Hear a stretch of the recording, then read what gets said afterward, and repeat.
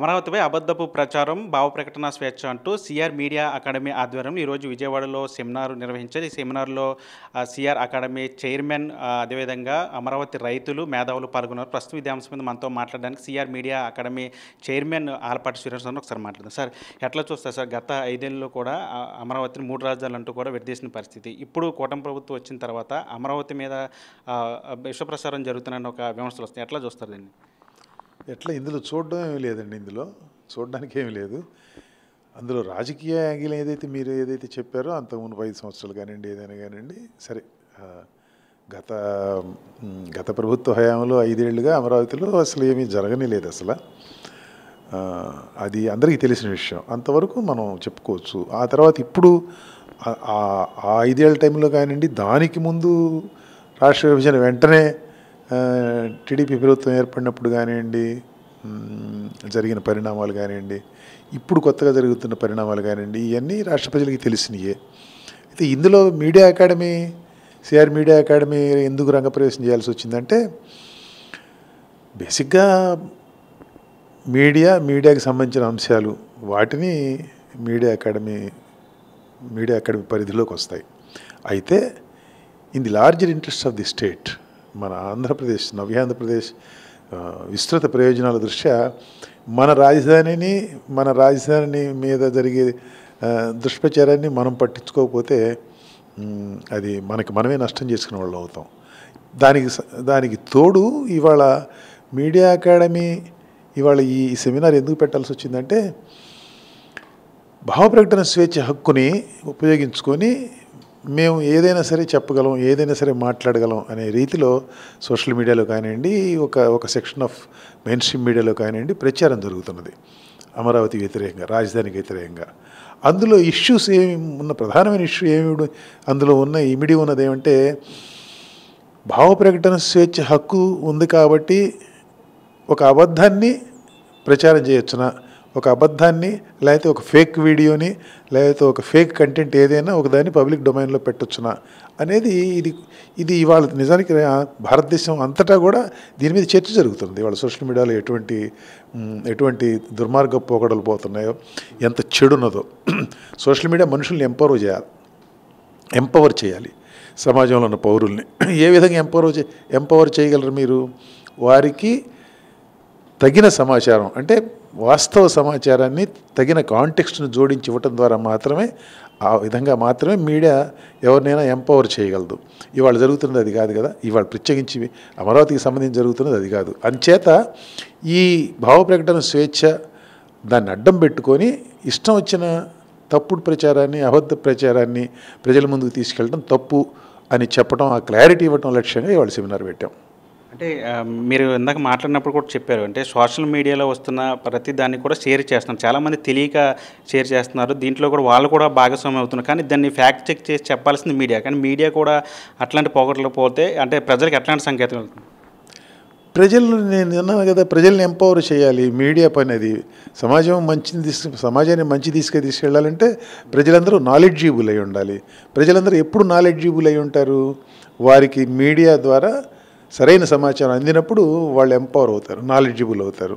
దానివల్ల నష్టపోద్ది. అటువంటి పని చేయకుండా మీడియా ఉన్నందువల్ల నష్టపోద్ది. అందుకని మీడియా బాధ్యత, మీడియా ధర్మాన్ని నిర్వర్తించాలని చెప్పి చెప్పడం కోసమే ఇవాళ ఈ సెమినార్ నిర్వహించాం.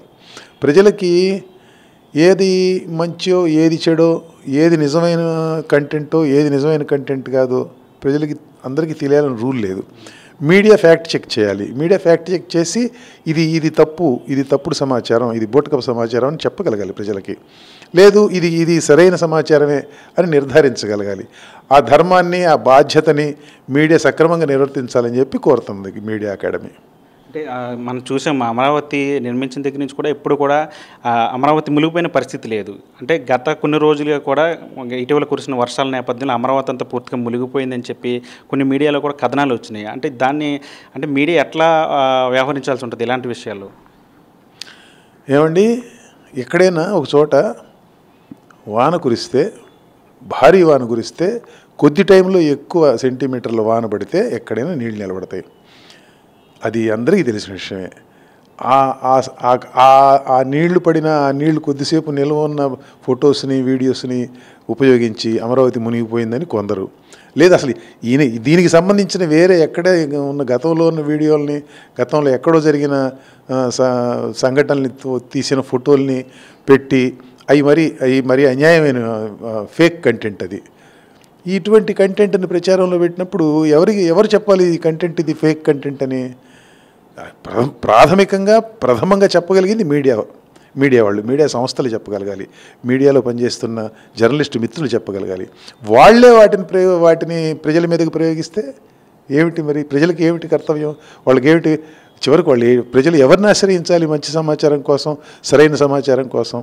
అందుకని మీడియాకి మరొకసారి ఆ బాధ్యతను గుర్తు చేయాల్సిన అవసరం ఉంది. మీడియాలో ఉద్దేశపూర్వకంగా తప్పుడు కంటెంట్ను ప్రచారం చేసే మీడియా ఉంది.